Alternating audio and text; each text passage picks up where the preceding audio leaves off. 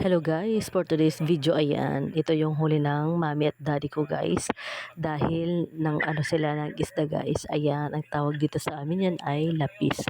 Hindi ko alam kung anong tawag sa inyo yan guys. Ayan, fresh na fresh yan.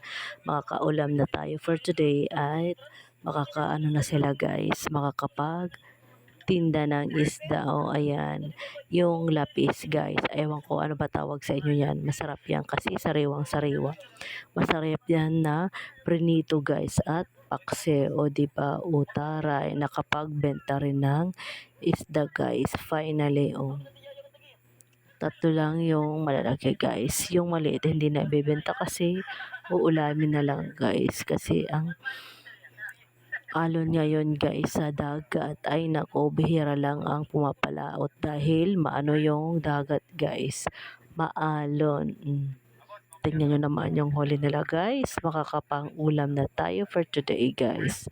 Masarap yan paksiwing kasi sariwang sariwa guys. O diba?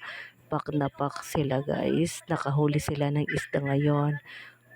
Makakabili na sila ng pang ano guys, pang gasolina. Masarap yan ano guys.